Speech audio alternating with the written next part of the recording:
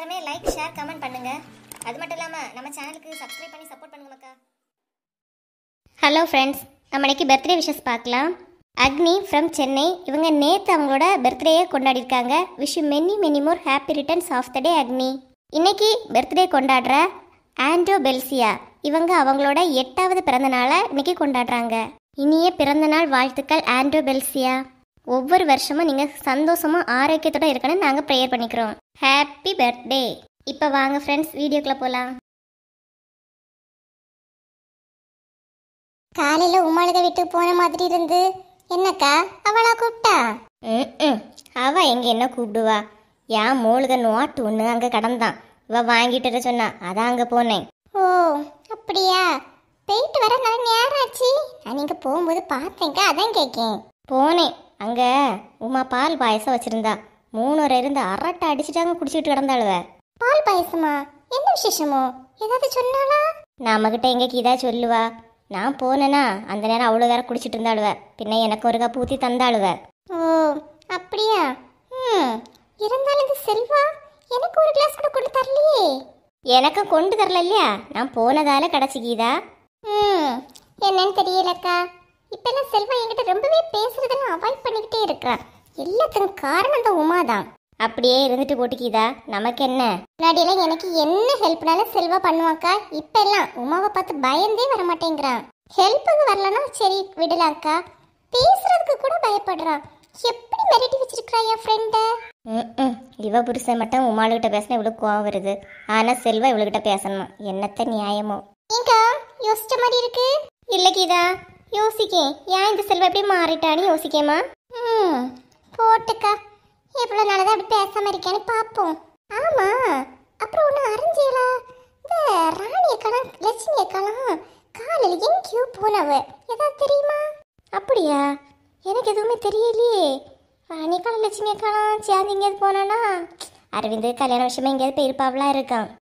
அப்படி இருக்காதுக்கா. அப்படி போனா இவ்வளோ முன்னரை விட்டுட்டா போவாவ? யோசிச்சு பாருங்க. அட ஆமா, நீ சொல்லிதான் கரெக்டு தான்.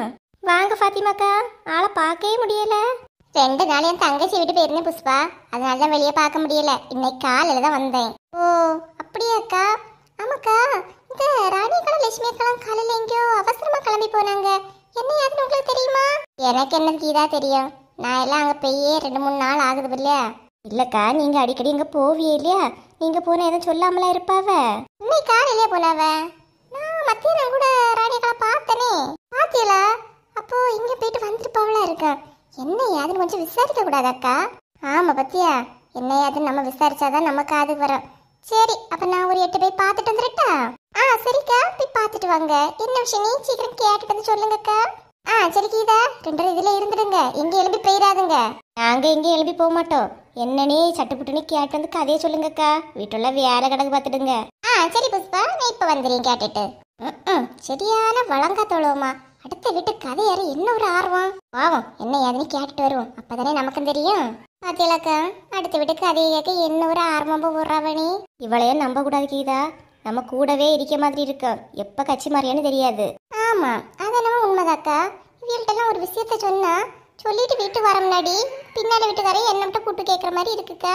அதான் அவ்வளோ ஃபாஸ்டா அடுத்த வீட்டு கதையை கேட்கறதுக்கு ஆர்வம். உடனே கேட்டதை அடுத்த வீட்டு சொல்லணும் இல்லையா? அதான். ஆனா ஒண்ணுக்கா, இந்த ஊர்லயே பார்த்த அளவுல அடுத்த வீட்டு கதையை பேசுறதுல நம்ம 2 தவிர எல்லாரும் உண்மைதான் கீதா. இவ்வளோ நேரம் நம்ம 2 பேசிட்டு இருக்கோம். அடுத்த வீட்டு கதையை பத்தி ஒரு வார்த்தை பேசியிருப்போமா சொல்லு? அதானே, நம்ம உண்டு, நம்ம வேலை உண்டு, நம்ம கதை உண்டு, நம்ம இருக்கோம். இந்த பாத்திமால பத்தியெல்லாம் கேட்கணும்னு சொன்னோட என்ன ஒரு ஆர்வமா ஓடிட்டாவ பாரு. அவையெல்லாம் அடுத்துட்டு கதை அறிய அவ்வளோ ஒரு ஆர்வம். போட்டு போயிட்டு வரட்டுக்கா. அதுதானே நமக்கு நிலை கீதா. ஆமாக்கா.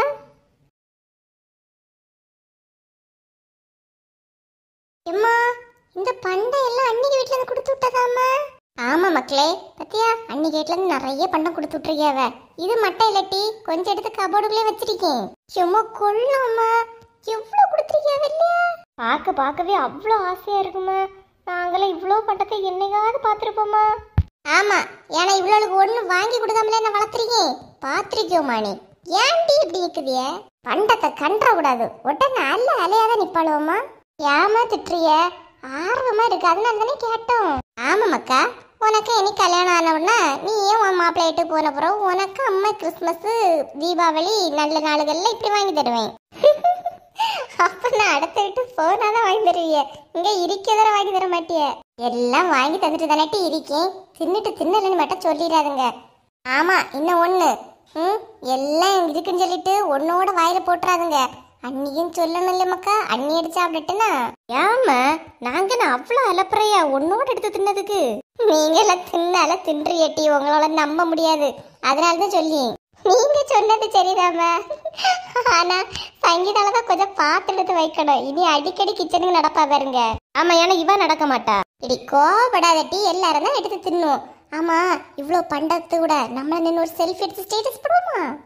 சரி அக்கா, போடும். அப்பதான் எங்க கிளாஸ் பிள்ளைங்கள நினைப்பவ இவ வீட்டுல எவ்வளோ பண்டம் வாங்கியிருக்க நீ. ஆமாட்டி, நியாய்க்கியது எருமை, அதுல ஒரு பெருமை. பத்தியா அம்மா இப்ப டைலாக்ல பேச ஆரம்பிச்சுட்டாவ. ராணிக்கா, ஏ ராணிக்கா, வீட்டுள்ள ஒரு சாதனம் வாங்கி வைக்க வழி இல்லம்மா. ஒரு நாளும் வராத்தவள தான் இன்னைக்கு வருவாளுவ. இடி கொஞ்சம் பண்டத்தை எடுத்து மாத்தி வைங்க. பாத்தி மலாக்கம் வாரா, இவ்வளோத்தையும் பார்த்தா போதும்.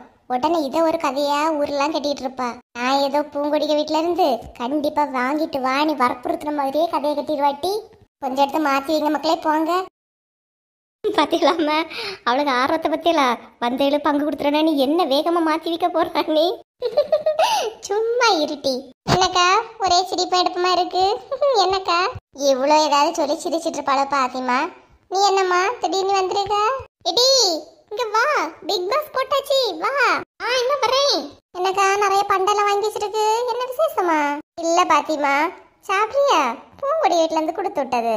இல்லக்கா, ஏன்னா இப்போதே வேண்டாம், வீட்டுக்கு போகும்போது எல்லாத்துலயும் கொஞ்சம் கொஞ்சம் தச்சு கட்டி ஒரு பார்சல் தந்துடுங்கக்கா. எனக்கு நீ எங்க இருந்துதான் வருவாள்னு தெரியலப்பா.